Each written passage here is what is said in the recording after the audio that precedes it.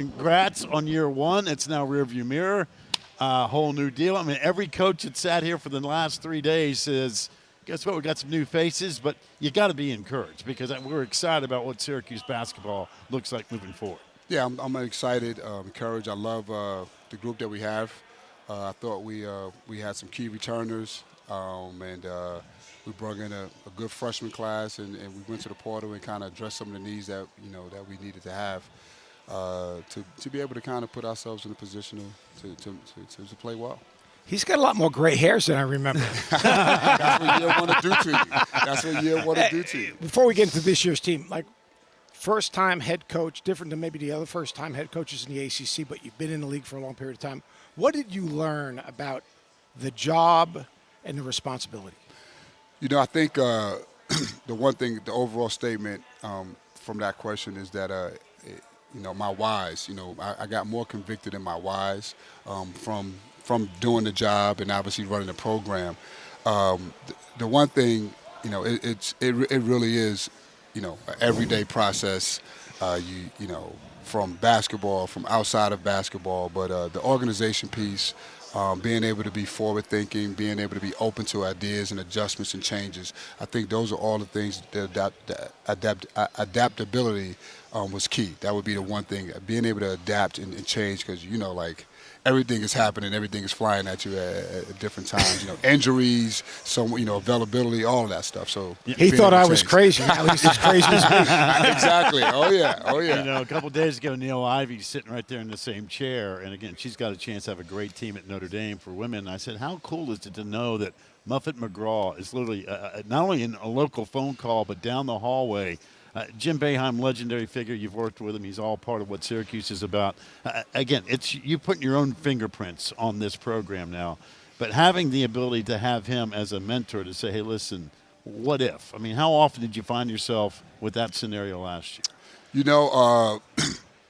It's great to have that resource. I think, one of the things, I have a couple of guys that I can really kind of, lean on, but having Coach Boeheim there, unsolicited, he'll say something or he'll ask me something, and the great thing about him giving me advice now is he's not like telling me what to do. He's throwing ideas out there, and if I ask him a question, he really takes time and thinks about it, and he understands my team and he understands me because he's there at practice. So anytime he does give me advice, it's something that that I really take attention to. How will this group and the portal, Donnie Freeman and Davis and Carlos, how will they impact what you're going to do in terms on the defensive end? Because you guys could score it. You guys got out in transition. You played ahead of the defense. Defensively, obviously, you need to improve if you can take that next step, go from a 20-win team to a 25 and 26 and have a chance to make a run in the tournament. Yeah, it all, like you said, it all starts on the defensive end, and I think we brung in guys. Last year we were a little undersized. I think we've been able to address the, from the front court part, the physicality part, the length part, being able to have, Eddie Lampkin and Naheem McLeod healthy now, being big and physical. Last year we played smaller. Our forwards are, 6'11" now, 6'8". So we've been able to address those issues and physicality. And from the perimeter part, Jaquan Carlos he's an on ball defender. I mean, he really starts the defense for us. He can apply pressure on the ball, and obviously JJ and Chris, those guys are long, and they've gotten better. This. The one thing that people, players make each year is understanding on that side of the ball, the defensive stuff. So again, we felt really good about what we've done in the portal and being able to address those issues. You talked about the physicality getting bigger and stronger. Rebounding's got to be a priority, right? And that is a want-to. That is a want, and we've got a little bit of a technicality, but we've been able to address that. And I think having 5 and 6 seniors now, and 2 juniors, they understand how important it is. Sometimes people, for some reason, I talk to my players. I was like, defense.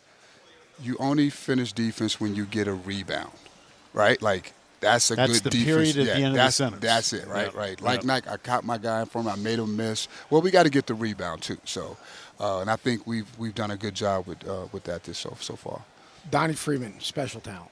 no doubt about it. One of the highest ranked recruits to come to Syracuse in its history, if you think about all the great players. How has his transition been, and has anyone on your team kind of taken him under their wing to help him navigate the pressure and the spotlight of being maybe a focal point of Syracuse basketball?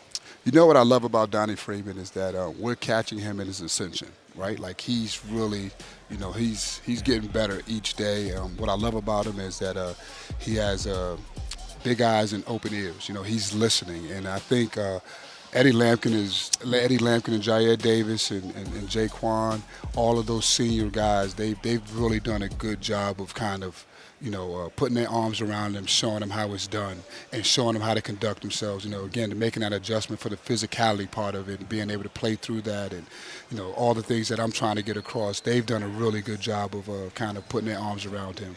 One thing that has been a theme throughout this entire week, whether we're talking about the women or the men, is narratives with this conference.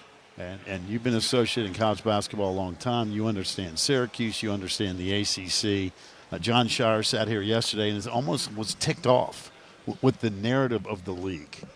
You're at a place where basketball is king, right? I mean, it's important. People worry about it 24/7, 365. When you hear the ACC start getting bashed, even before we start the season, I'm already hearing it about, the ACC's down again. We don't have a clue who's good, who's bad yet. From your perspective, where you sit at a place where basketball is so important, the addressing of the narrative for this league, where do you come from? Yeah, I think for us, we just got to go out and do what we need to do. I mean, obviously the narrative. I don't know how it got about, why. You would have thought, okay, maybe 1 year, 2 years. But when you look at what we've done as a conference, right, when we get only 4 or 5 teams in, they're playing the last game. They're playing Final Four. So I don't understand that piece. Like we get in and we go further, and we have multiple teams, not just one. It's multiple teams that advance pretty far. The numbers are the numbers, right? The numbers are the numbers, right? But again, it's everyone has a narrative, But for me and us, I can't put focus on a narrative. We just got to take care of business. And I think what we've done is we've put a schedule out. We have a schedule that'll give us the opportunity to compete and try to change our narrative. You control your controllables. I mean, you're going to go out. If you win games, the narrative changes automatically. You can't control the naysayers. You got to control what you can control, which is exactly what you're talking about. I looked at the schedule, and there was one thing missing. I don't understand why we don't have a game against GW. I mean, the 3-ball. I mean, bring them back home. I mean, what's going on with this? Yeah, I can't do that one. Locker room. You and I have had conversations. Last year we had a bunch of conversations. You're only as good as your locker room.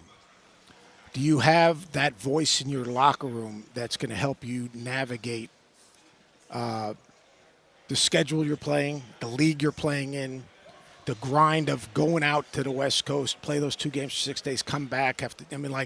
You've got to have another voice.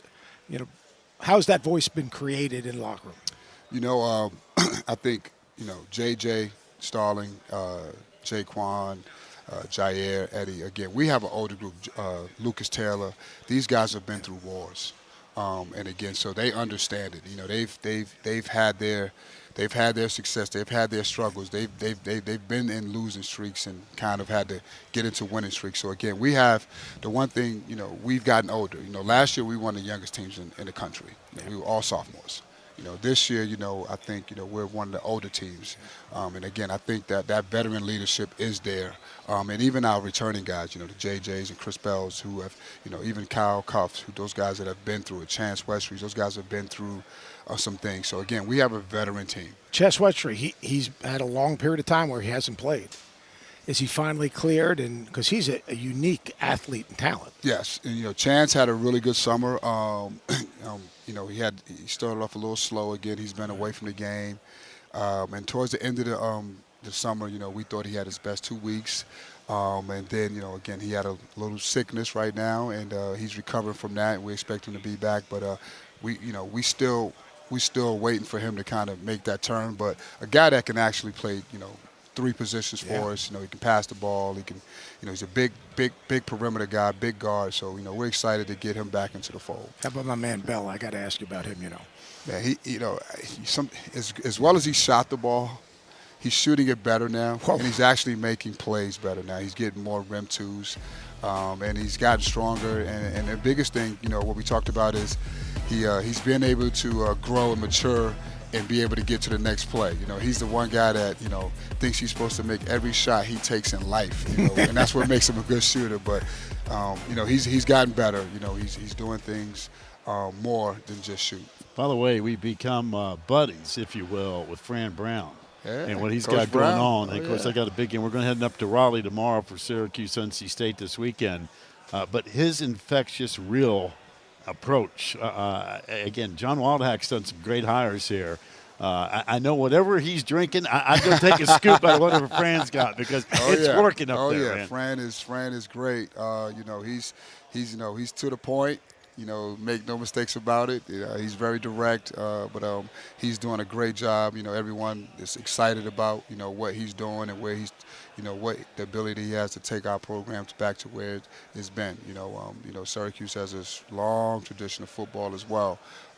Not only just basketball, but football as well. So we're excited. I'm excited. And by the way, the dome looks great. The dome is great. Really, Yeah, the additions, it really looks like $1 million. Yeah, it's an NBA arena. It's an NFL arena, man. NBA, NFL, whatever. It's a great. They've done a great job. Well, we're excited for you. You did a tremendous job last year, and again, I know you're doing this. And again, there's a couple places in this league that have to be good, and you're sitting there on the front row seat in Central New York. Because Syracuse basketball is the real deal, much like what Louisville's trying to reconstruct, and you got, of course, Duke, Carolina, Virginia, the rest of the group that, as you well know. But we're excited for you, man. Thank you. I appreciate it. We're excited.